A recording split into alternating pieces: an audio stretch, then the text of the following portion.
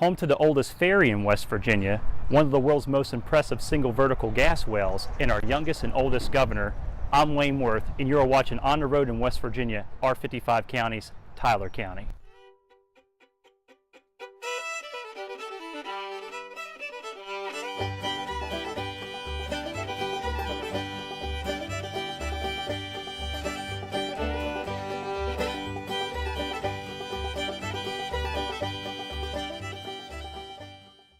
Long before Tyler County's official inception as a Virginia county in 1814, there is, or should I say there was, evidence that a prehistoric civilization roamed in the southern end of the county.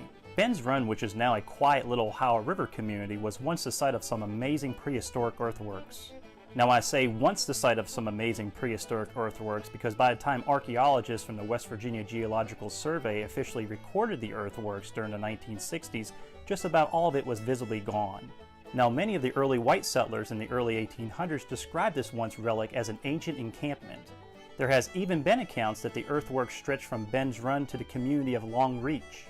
Now, since there wasn't much fighting between the natives and the white settlers in this small part of the Ohio Valley, in 1802 a man named Charles Wells rode in on his flatboat from Wellsburg, West Virginia in Brooke County and founded what we call today Sistersville. Well, it wasn't that easy. It was first called Wells Landing, where he first built a cabin and ran a small horse mill on the land where the Sistersville Country Club is today. Now, it wasn't until 1813 when he acquired 400 acres of land in what we today call Sistersville when things started to really take off. 2 years later, though, he died and willed his land to two of his 22 children, Sarah and Delilah. Both sisters soon laid out to town in 1839 and Sistersville was incorporated.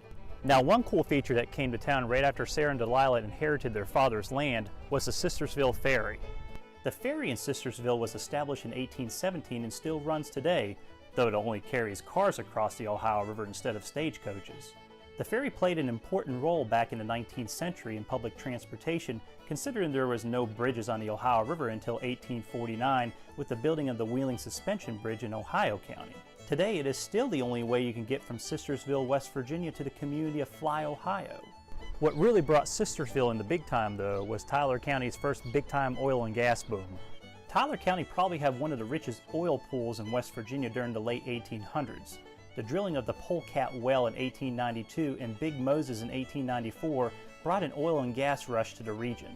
In roughly 8 years, Sistersville had a population increase of over 6,000 people. Even the historic Wells Inn, which is still fully operational today, was built in 1895 to accommodate travelers to the town. Now, Big Moses at that time was considered the world's most successful single vertical gas well, producing over 100 million cubic feet of gas daily. However, just as fast as the boom came, it went. Within 20 years, the industry started to decline along with much of Tyler County's population.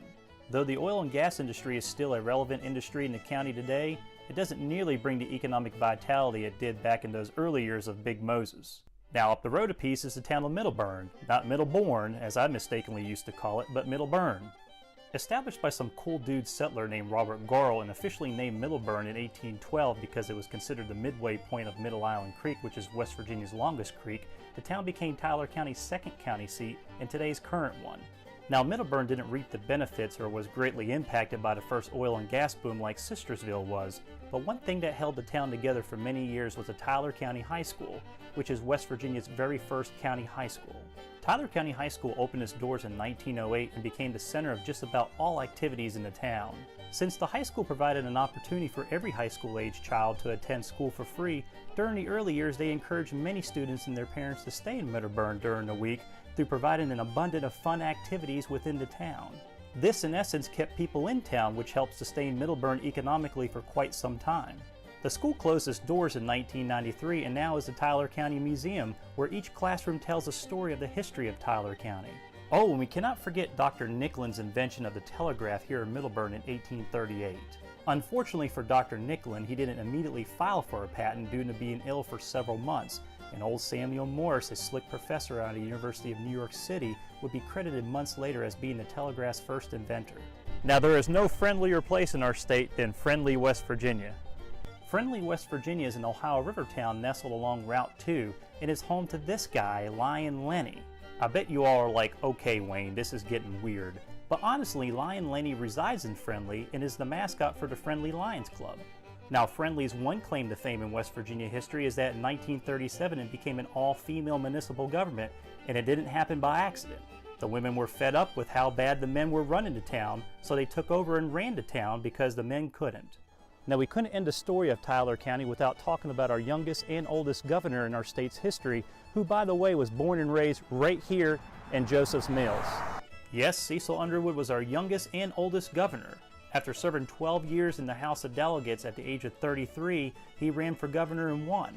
What a lot of people don't know, though, is that after his first term as governor, he ran for U.S. Senate in 1960 and lost. Then he ran again for governor in 1964 and lost. And then in 1968 and in 1976, and guess what? Lost both of those races too. But in 1996, at the ripe old age of 74, he brought his A game and won. He would only serve one term, though, as he lost to Bob Wise in the year 2000. In his final address to the legislature, he reflected on his 56 years of public life and said, "I come a long way from a bashful boy on a hillside farm in Tyler County." I'm Wayne Worth, and until next time, always remember, what we value and hold important to our lives today came from events that happened yesterday, and it's when we begin to understand the events of yesterday that we fully embrace today, which makes tomorrow become less of a mystery.